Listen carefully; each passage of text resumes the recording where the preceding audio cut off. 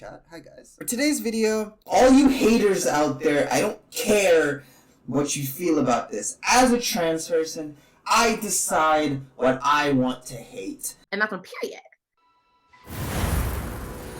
Hogwarts Legacy is a fantastic game, and I want to just say, Avalanche Games, I want to just thank you from the bottom of my heart for making this game. I grew up on Harry Potter. I have all of Hogwarts. Everything about Hogwarts I love and I cherish, because it was in a time in my life where I felt these books allowed me to escape from the reality that I was living in, because I was a depressed little shit growing up. Now, with Hogwarts Legacy, I get to actually experience Hogwarts to its fullest. This game is a full open world game. You can travel and see every part of this world. Every building can be explored. Every inch of Hogwarts Castle can be explored. If there's a door, it will open. Though, if you can look at it and you can go in that direction, even though there's a world boundary and some mountains might not allow you to fly up, but you can certainly climb up that mountain. I have tried and I've done it, and it was an experience just seeing the full of Hogwarts, Hogmeads, and the surrounding lands of this game. It's fantastic. It's not a big game, mind you, but because of how much they crammed into this game, it's not a game where it feels dead like something like Breath of the Wild, where Breath of the Wild was a giant game, but for most of the game it felt empty. No, every single part of this game is filled with wildlife, with structures, with buildings, with people, with monsters, with treasure that you can go out and find, with quests that are just there for you to explore, with little mini games that you can just experience for yourself and figure out. And this game refuses to tell you anything. It might give you a little bit of hints every now and then to put you in the right direction, but it doesn't force you to go in a general direction. And even though the quests do like give you a very easy way of going around, like, this isn't a difficult game by any means. This is not a Elden Ring, where Elden Ring just throws you into this open world map and says, hey, that's a dragon. Are you gonna fight the dragon?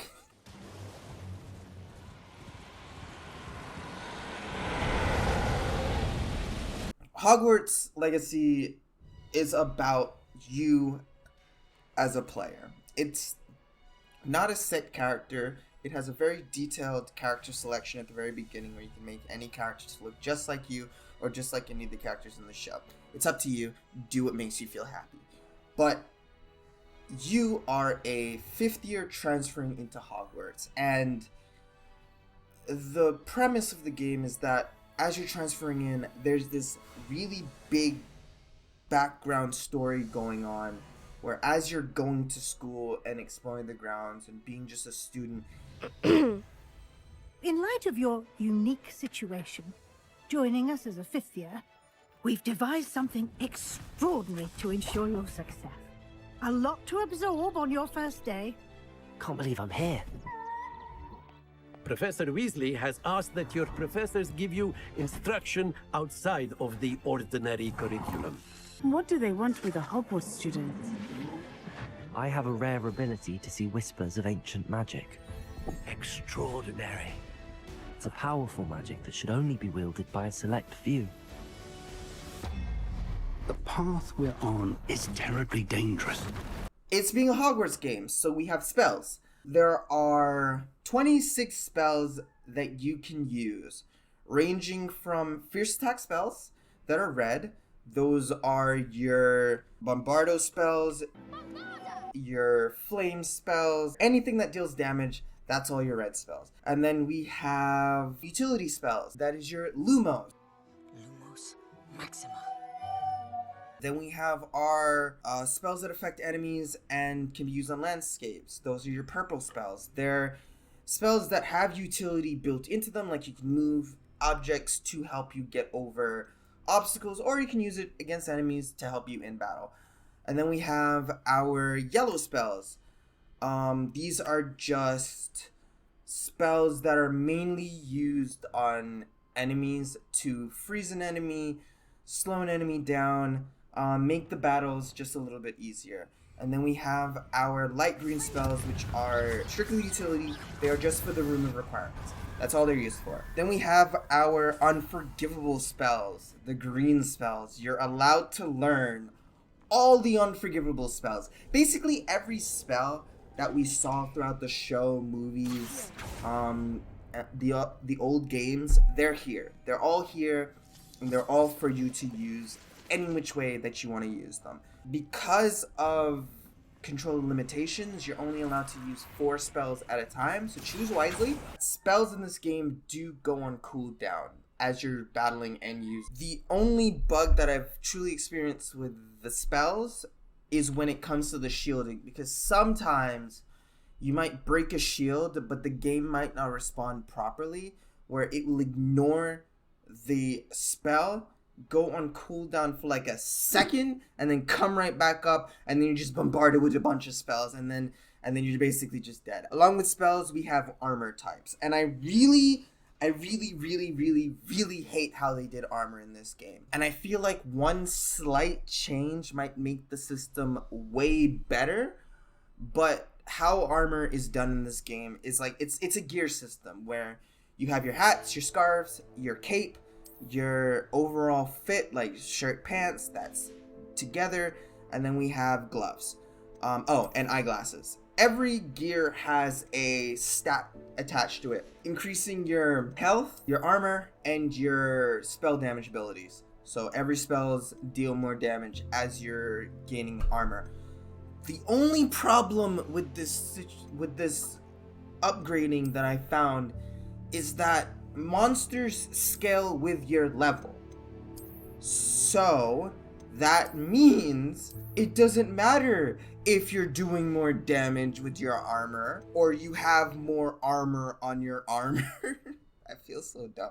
You have more armor on your gear because the monsters and the enemies that you're facing scale with your level and scale with your armor, and your armor scales with your level, so it doesn't matter. You're basically doing the same amount of damage when you first started the game. I don't.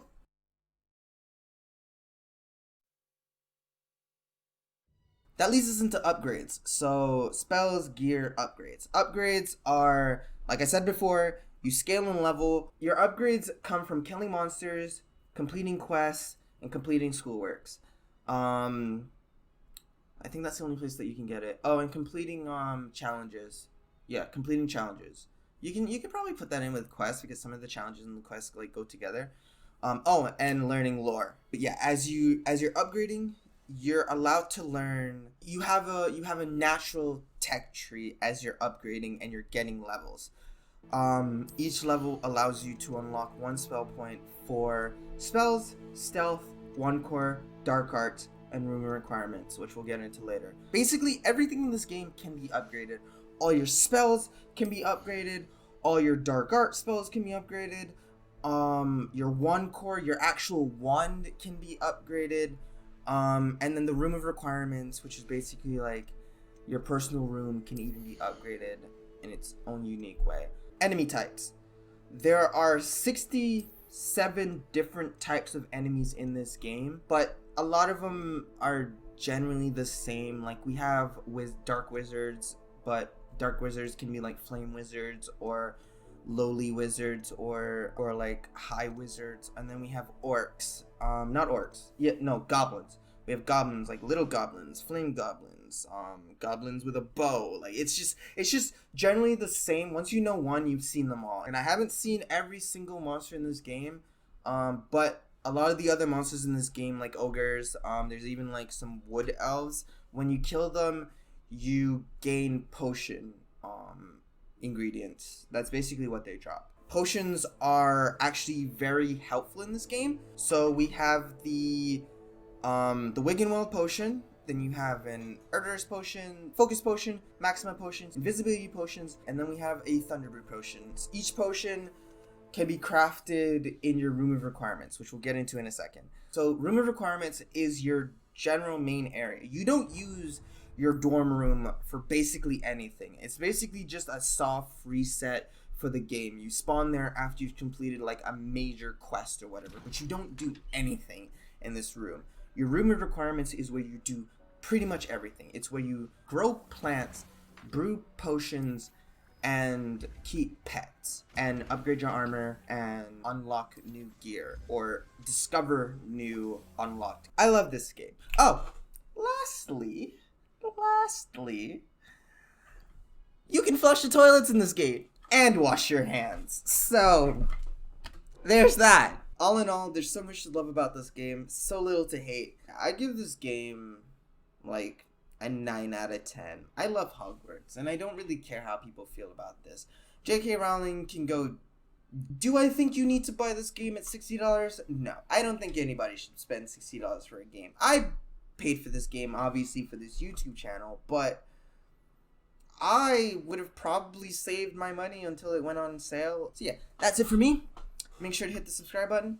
Make sure to hit the like button so YouTube knows to, promote my video. And I'll see you guys in the next video.